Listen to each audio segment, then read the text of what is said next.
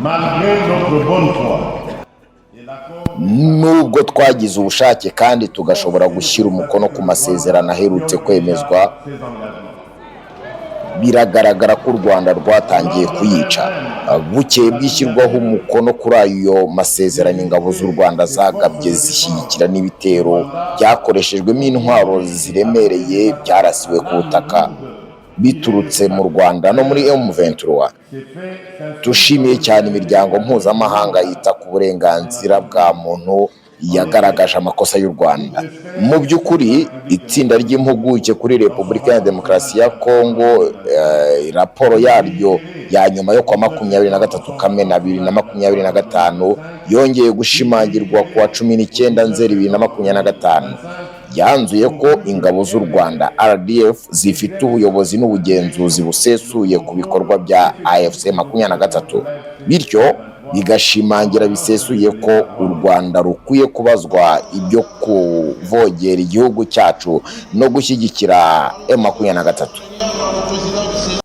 Nubwo Tshisekedi akomeje gushinja u Rwanda kwangiza agahenge, ariko hari ibyo abahuza bo bakomeje gutangaza. Nk'urugero, reka nkubwire uwahoze ari perezida w'igihugu cya Kenya Uhuru Kenyatta, hari ibyo yatangaje nk'umuhuza rero nawe umenyerewe kandi uzwi mu bakomeye. Hari ibyo yatangarije umunyamakuru Sophie Makowena. Reka tubanze tubyumve ubundi ngaruka nkubwira ibyabereye Masisi. Mr. President, umunyamakuru Sophie Makowena yatangiye abaza Uhuru Kenyatta ati, nyakubahwa, ikipe yanyu y'abahuza yaba yarabashije gukemura no gutanga umurongo mu bibazo by'amakimbirane ashingiye ku mutekano muke muri Kongo? Uhuru Kenyatta yagize ati, reka mvuge ko turi kwerekeza mu nzira nyayo ikwiye muri iki kibazo. Itsinda ryacu riri gukora neza, dutegereje indi nama izakurikiraho ubutaha nk'amahirwe azongera gutuma dushyigikira umurongo twatangiye, binajyanye no gutangira kujya kuri terrain kureba neza ko abakongomani bari kubona umutekano bakwiye ndetse n'iterambere twifuza ku banyafurika bose.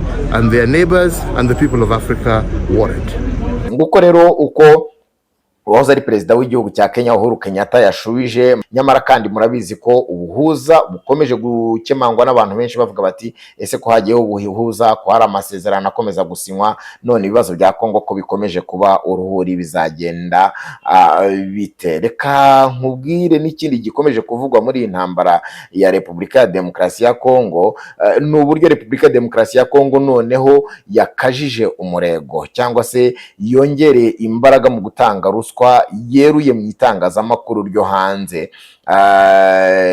Nitabaje ikinyamakuru cyangwa se blog cyangwa se ikinyamakuru gikoresha imbuga nkoranyambaga cyane cyitwa Fact on Rwanda, kigaragaza amakuru bavugwa cyane cyane ku Rwanda, aho iki kinyamakuru cyanditse kiti, mu by'ukuri umuntu w'imbere mu itangazamakuru nyine ryo muri Leta Zunze Ubumwe za Amerika, utifuje ariko ko amazina ye atangazwa, akaba yabwiye iyi Fact on Rwanda ayibwira ko ibitangazamakuru bikomeye byo mu burengerazuba bw'isi byigishijwe inkuru zihuriweho ko bigomba kuvuga mu buryo bwo gushinja u Rwanda ngo hagamijwe gukuraho kuba abantu batekereza cyangwa se bavuga kenshi ko Kinshasa yaba yararenze ku masezerano y'agahenge yashyigikiwe na Washington nyuma y'ibitero bya drone byagabwe nyine ku bayobozi ba AFC 23.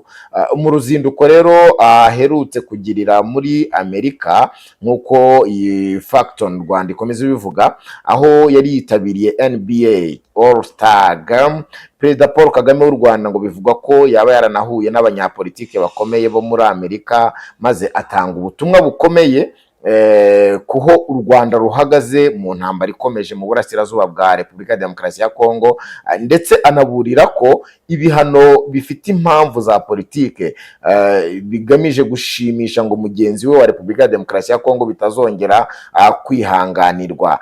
Nk'uko rero Fact on Rwanda yabitangaje, murabona ahangaha ifoto ya nyakubahwa Perezida wa Repubulika nagaragaza Donald Trump ari gukora mu kiganza Perezida Felix Tshisekedi. Niyo foto yifashishijwe n'iki kinyamakuru Facts on Rwanda bagaragaza icyo Perezida w'u Rwanda Paul Kagame avuga ku birego ndetse n'imyitwarire ya Repubulika ya Demokarasi ya Kongo ku kibazo cy'umutekano muke ukomeje kuvugwa mu burasirazuba bwa Kongo, ndetse n'uruhande rukomeje guhungabanya ibyagiye byumvikanwaho mu buryo bumwe cyangwa ubundi hagamijwe kubahiriza nyine aka gahenge katuma M23 ndetse n'ubutegetsi bwa Kinshasa bagera ku mahoro. Muri kubibona ahangaha ku ruhande. Ikindi nakubwira mu makuru agezweho muri aka kanya nuko Masisi ngo hapfuye abantu n'inka nyinshi, nkuko nyine tunabikesha itangazo rya Lawrence Kanyuka. Murabona tweet ye Lawrence Kanyuka ndetse n'amafoto yifashishije agaragaza igitero kibasiye abaturage ndetse n'amatungo yabo, akavuga ko ibyo byaha by'ubunyamaswa ngo kandi by'agashinyaguro ubutegetsi bwa Kinshasa buri kubikora buri gihe iyo butatangije intambara rusange, ngo byongeye kugaragara mu buryo buteye ishozi. Kuwa kane tariki ya 26 Gashyantare 2026 ahagana saa 12:15 z'umugoroba, ingabo ziri huriro cyane cyane izigizwe n'abarwanyi ba FDLR zikaba zarinjiye mu murima w'icyayi wa GTN ahitwa Imweso mu buryo rero bw'urugomo rutagira impuhwe. Abo barwanyi bakaba baratemye nka 19 zirimo 15 zahise zipfa ako kanya ndetse izindi 4 zirakomereka bikomeye. Muri iyi tweet cyangwa muri itangazo rya Lawrence Kanyuka yakomeje avuga ko ibi bikorwa byose bikomeye by'ubugizi bwa nabi bigamije gusenya imibereho y'abaturage b'abakongomani mu rwego rwo gukwirakwiza iterabwoba ndetse no guhana buhumyi ndetse no kubangamira ubukungu bw'abo baturage. Akomeza avuga ko ikibabaje kurushaho barashe n'umukobwa w'imyaka 19 witwa Uwamahoro. Uyu mukobwa akaba akomoka yitwa Ikicanga, nyuma yo kumurasa ahita yitaba Imana. Ngayo nguko rero uko Lawrence Kanyuka yabitangaje. Reka twinjire noneho mu yindi nkuru irambuye nk'uko muri kugenda nabyo mubireba ahangaha ku ruhande. Tukiri muri Repubulika ya Demokarasi ya Kongo, nuko Masisi intambara zikomeje kumera nabi, ariko igitangazamakuru mpuzamahanga cyanditse inkuru kigasigara kibaza ngo ni ibiki birimo kubera ahangaha Masisi. Nakubwira ko rero imirwano yakomeje mu bice bitandukanye by'icyaro, cyane cyane imbere muri teritwari ya Masisi muri Repubulika ya Demokarasi ya Kongo. Kuri wa gatanu intambara zikaba zabaye urutavanaho nk'uko byanditswe. Gusa muri iki cyumweru nk'uko umwe mu baturage bariyo abivuga, ibitero bikomeye by'indege za drone hamwe n'intambara zo ku butaka bikaba birimo kuvugwa mu bice byegereye centre ya Nyabyondo ku ntera igera ku birometero 20 mu majyaruguru ya Masisi centre ku muhanda werekeza Warekare. Imirwano rero ikaba iri kuvugwa kandi mu bindi bice bya Masisi, aho societe civile muri aka gace yabwiye itangazamakuru k'umutwe wa FC 23 uri kuvuga ko muri iyi minsi drone z'ingabo ziri kugenda hejuru y'imidugudu ituwe n'abaturage zikarekura amabombe nta gutoranya, ndetse wongeraho ko amabi ageze ku rwego atigeze abonekaho mbere. Andi masoko y'amakuru akaba avuga ko umutwe wa 23 urimo kugaba ibitero byo gusubiza ibizwe nka contre attaque cyangwa se contre offensive nyuma y'ibitero by'ingabo za leta ndetse na Wazalendo. Impande zombi rero zikaba zikomeje gushinjanya kurenga ku bwumvikane bw'agahenge ndetse no guhagarika imirwano. Ubu ibintu bikaba bikomeje kwifata nabi by'umwihariko muri Masisi muri iki cyumweru. Sadik Voltaire Batundi uyu ngo yakuriye societe civile akaba yabwiye itangazamakuru mpuzamahanga ko abantu bakomeje guhunga ari benshi cyane, ariko ngo atari uko mu by'ukuri bari guhunga bafite aho bagiye, ahubwo ngo ntaho kujya bafite. Sidik akaba yemeza ko izi ntambara zirimo kuba ari uruhurirane rw'ibitero by'indege za drone hamwe n'imirwano yo ku butaka. Ngo biragoye rero kugenzura mu buryo bwigenga ndetse no kwemeza amakuru yafashwe n'igice runaka mu mpande zirimo kurwana muri ibi bice by'icyaro muri Masisi mu ntara ya Kivu y'Amajyaruguru.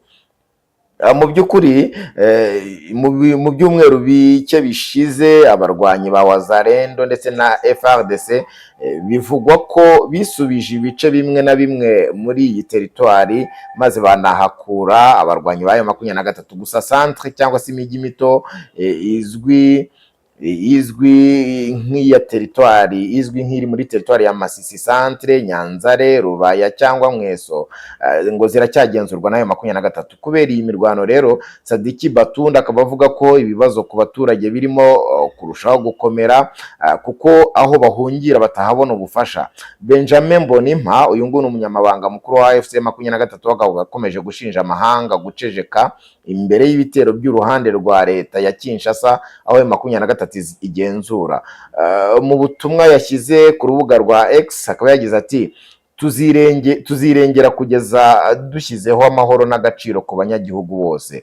Igisirikare cya FARDC rero kikaba gishinja icy'u Rwanda kurwana ku ruhande rwa M23 nk'uko twabigarutseho haruguru. Iki gisirikare kikavuga ko atari cyo cyarenze ku gahenge kari kasabwe na Perezida Lorenzo wa Angola ngo ko M23 ariyo yabanje gutera ibirindiro by'iki gisirikare cya FARDC. Ariko nanone abakurikiranira hafi ibibazo by'umutekano muke mu burasirazuba bwa Kongo bagashimangira ko Kongo cyangwa se FARDC ariyo iri kugaba ibitero kuri M23 ndetse ariyo yabanje, kuko na resultat cyangwa se cyavuye muri ibyo bitero kiragaragara, nuko abaturage benshi bapfuye. Ubutuvugana Igoma bakaba kuri wa gatanu bashyinguye mu buryo bwa rusange ndetse no kunamira baguye muri ibyo bitero bya drone ingabo za FARDC zagabye mu bice bigenzurwa na M23 ndetse bigasiga na Lieutenant Colonel Wiringoma nawe abiguyemo, cyane cyane